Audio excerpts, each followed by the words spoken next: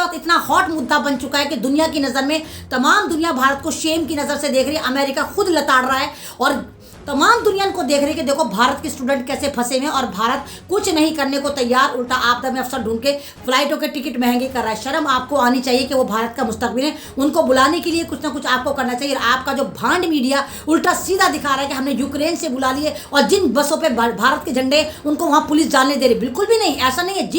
जिन गाड़ियों पर भारत के झंडे या जो भी भारतीय हैं उनको वहाँ की पुलिस मार रही है, उनको लूट रही है। और नामालूम लड़कियाँ कह रही हैं हमें किडनैप करा जा रहा है, नामालूम हमारी बहनों को, हमारी बेटियों को कहाँ लेकर जाया जा रहा है। तमाम के तमाम 30,000 उन स्टूडेंट्स की जो फैमिलियां हैं बहुत ज़्यादा परेशान हैं, रो रही हैं, धो रही हैं, पूरा यूक्रेन के एम्बेसी को घेर रही है। लेकिन ये ढीठों की सरकार, ये आतंकवाद सरकार, ये झूठ के जनरेटर, इन पे कोई फर्क पड़ने को तैयार नहीं है। आपका मंत्रालय जो आप ट्विटर पर नंबर दे रहे हैं कि ये हेल्पलाइन है, वो हेल्पलाइन है, जब हेल्पलाइन पर फोन करा जा रहा है तो वो कह रहे हैं हम क्या करें अगर पोलैंड की पुलिस आपको मार रही है। इंडियन एम्बेसी में ये इनका नाम दिखा देते हैं आपको, Vikram Kumar. We are calling them and he is continuously rejecting our calls, जबकि हम लोगों ने इनको रोमानियन बॉर्डर की वीडियोस भेजी हैं जहाँ पे लड़कियों को बेरहमी से मारा जा रहा है। और इन्होंने अभी दोपहर में ही हम लोगों को बोला है कि कीव के बच्चे जितने भी निकल पा रहे हैं ट्रेन से निकल जाएं बॉर्डर्स पे। इस हालात में हम लोगों को गाइडेंस देने के बजाय ये लोग हमारे कॉल्स कट कर रहे हैं and they are completely ignoring us. सारी कंट्रीज की सारी गवर्नमेंट्स ने उन लोगों को निकाल लिया है, but Indian government is doing nothing for us. तो आप लोग को कोई गाड़ी नहीं मिली रास्ते में? कोई गाड़ी नहीं मिली? इतना अच्छे से काम जो कर रही है, तो आप लोग सब पैदल आ रहे हैं यूनिवर्सिटी हॉस्टल से, यहाँ आपको कोई गाड़ी नहीं मिल पा रही है? गाड़ी दिख रही है आपको इधर? शादी अधूरी, शिक्षा अधूरी, विकास अधूरा, वादा अधूरा, लेकिन फेंकता है पूरा पूरा। अस्सलाम वालेकुम, मैं आपके सामने अमन रिजवी। और इस वक्त जैसे आप देख रहे हैं कि इंटरनेशनल मुद्दा जो चल रहा है वो यूक्रेन चल रहा है। यहाँ पर बात रशिया की नहीं है, यहाँ पर बात यूक्रेन की नहीं है, यहाँ पर बात उन 30,000 बच्चों की है जो भारत से यूक्रेन में MBBS या MD या MBA करने गए। बहुत सारे नेता मंत्री तो ये भी कहते नजर आ रहे हैं कि क्या जरूरत थी आप यूक्रेन पढ़ने गए, लेकिन वो उस टेंशन को, उस जिंदगी को बचाने में नाकाम है जो वहाँ पर फंस गई हैं। यूक्रेन में 30,000 के करीब भारतीय बच्चे हैं और वो भारत से इसलिए बाहर गए पढ़ने क्योंकि भारत में एजुकेशन इतनी महंगी कर दी गई है। वहाँ पर 2.5 लाख रुपए में आप एक साल में MBBS की फीस देकर आराम से एक साल कर सकते हैं, जबकि भारत में अगर आप MBBS करते हैं तो वो 4 या 5 करोड़ का बैठता है और अव्वल बात तो नाम ही नहीं आता है। इसलिए भारत के बच्चे वहाँ गए। हमारे प्रधानमंत्री ने भी ये बोल दिया कि वो पढ़ने बाहर क्यों गए थे। तो मोदी जी आप तो बे औलाद हैं, आप ही बताइए, जितने भी हर पार्टी के मंत्री संतरी नेता हैं क्या वो बाहर नहीं पढ़ते? क्या आपने उनको कहा? और जिस वक्त आपदा है, आपदा में आप तंज के तीर मार रहे हैं, आप उनके माँ बाप के सीनों को छलनी छलनी कर रहे हैं।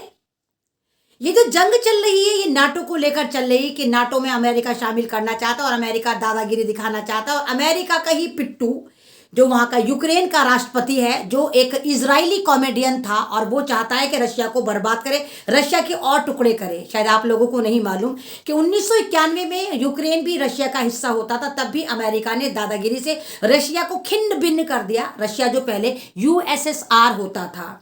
अमेरिका एक ऐसे आतंकवाद की कुंजी का नाम है जो दूसरों के मुल्कों में जाके जबरन घुस जाता है और वहां पर जंगी हथियार बांटकर आपस में लड़ाई करवा देता है। ये वही अमेरिका है जो अफगानिस्तान में तालिबान को खत्म करने के लिए नाटो की फौज लेकर उतरा था और फाइनली जब ये अफगानिस्तान से जलील होकर निकला तो अपनी वो जो चाबी थी, जो वहां की सत्ता की चाबी थी, वो तालिबान को यानी आतंकवादियों को ही पकड़ाकर वहां से बाहर निकला। अमेरिका हर दफा दादागिरी दिखाता और अमेरिका इस चक्कर में था कि रशिया को टुकड़े करे जाए, इसलिए वो यूक्रेन को भड़का रहा था कि तुम आजादी तुम्हें चाहिए, तुम्हें रशिया पर डिपेंड नहीं रहना चाहिए, तुम्हें तरक्की करनी चाहिए। उसको ये परवाह नहीं कि यूक्रेन की पब्लिक मारी जाएगी, उसको ये परवाह नहीं कि दुनिया क्या किस दिशा में जाएगी, उसको ये परवाह नहीं वहां पर हजारों की तादाद में जो स्टूडेंट है उनका क्या होगा। मामला सिर्फ एक लाइन का है। अगर यूक्रेन का जो सदर है, यूक्रेन का जो राष्ट्रपति, सिर्फ वो एक लाइन लिखकर दे दे कि हम भाड़े की टट्टुओं की फौज यानी नाटो में शामिल नहीं होंगे, तो ये जंग ही खत्म हो जाएगी। रशिया को कोई जरूरत नहीं है कि वो यूक्रेन पर हमला करे, रशिया को क्या जरूरत है वो यूक्रेन पर हमला करे, लेकिन कोई भी मुल्क क्यों चाहेगा कि उसी का टूटा हुआ हिस्सा उसके लिए खतरे की घंटी बन जाए और वहां पर अमेरिकन फौज ताक झांक करे। ये बात है नाटो की और रशिया की और अमेरिका की। लेकिन भारत यहाँ पर बहुत ड्रामेबाजी कर रहा है। हमारे झूठ के जनरेटर की पापों की सजा आज भारत के उन स्टूडेंट्स कॉन्सिक्वेंस को भुगतनी पड़ रही है, जो ये हमेशा फेंकू जो है हर जगह फेंक कर आता है। आप देखिए सोशल मीडिया पर दिखाया जा रहा है कि सब कुछ चंगा सी है, भारत के स्टूडेंट आराम से आ जा रहे हैं, और बल्कि इसको चुनावी मुद्दा बना के हमारे झूठ के जनरेटर नरेंद्र मोदी उत्तर प्रदेश में कैश करा रहे हैं कि हम वहां से निकाल कर लेकर आ गए। 30,000 स्टूडेंट में से मात्र 700 स्टूडेंट्स यहां पर आए और उनको भी आपदा में अफसर बनाकर, जिस तरह पुलवामा अटैक को कैश कराया गया था, इसी तरह यूक्रेन के बच्चों को कैश कराया जा रहा है। और ये बेगैरतों की बटालियन उन जहाजों में चढ़ गई है और वहां मोदी जी करती नजर आ रही कि देखो हमें जो तुम यहां पर आए हो वो हम मोदी जी की वजह से लेकर आए हैं।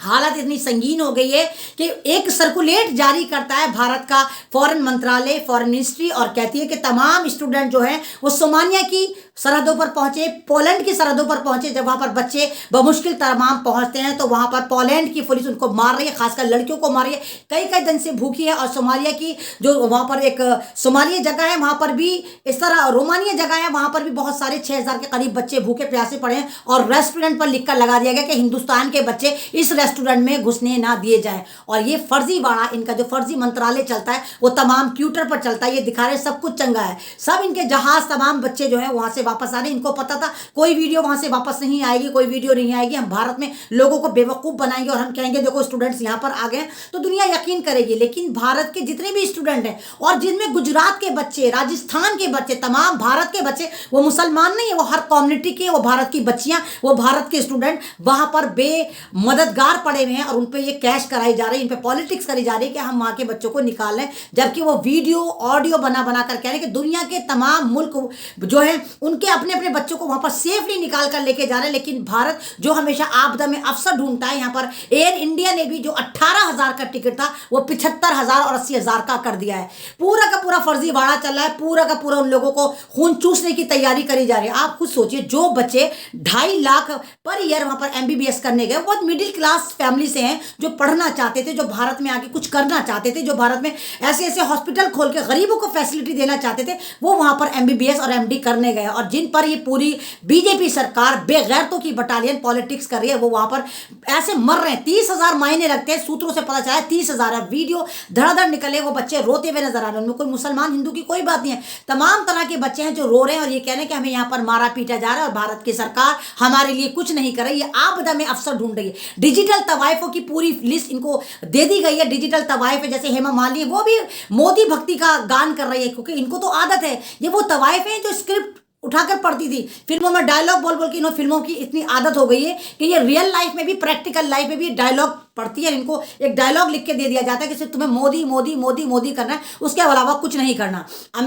मोदी जी की सबसे बड़ी गलती ये रही कि इन्होंने UN में बाइकॉट करा, एक संयुक्त राष्ट्र की जो एक बैठक थी, इसमें मोदी जी ने को कुछ समझ में नहीं आया, इन्होंने उसका बाइकॉट कर दिया। इन्होंने सोचा अगर मैं रशिया का फेवर करूंगा तो मुझसे अमेरिका नाराज हो जाएगा, मैं अमेरिका फेवर करूंगा तो मुझसे रशिया नाराज हो जाएगा। ये फैसले की घड़ी है, आपको एक कश्ती में सफर करना है, या तो आप रशिया की तरफ हो जाइए, या आप अमेरिका की तरफ हो जाइए, या आप यूक्रेन की तरफ हो जाइए, इंसानियत की तरफ हो जाइए। लेकिन नहीं, इनको तो सिर्फ जुमले फेंकने की आदत है। इनका झूठ का जनरेटर जब भी चलता है तो सिर्फ झूठ पेलता है, झूठ बोलता है। और आज इनकी वजह से भारत के 30,000 से ज्यादा जो स्टूडेंट हैं उनकी जिंदगी नर्क बनी हुई, नहीं पता क्या होगा। और वहां की फौज ही उनको पकड़ पकड़ कर मार रही ना, ये देख रही कि लड़के हैं। मोदी जी वो कौन सी बेटियां हैं जिनको आप बचाने की बात करते हैं? शर्म आपको नहीं आती? वो भारत की बेटियां जो भारत का मुस्तकबिल बाहर पढ़ने गई क्योंकि उनको हिंदुस्तान में फैसिलिटी नहीं मिली, आज वो वहां की फौज के हाथों मारी जा रही हैं। और आपका मंत्रालय जो आप ट्विटर पर नंबर दे रहे हैं कि ये हेल्पलाइन है, वो हेल्पलाइन है, जब हेल्पलाइन पर फोन करा जा रहा है तो वो कह रहे हैं हम क्या करें अगर पोलैंड की पुलिस आपको मार रही है,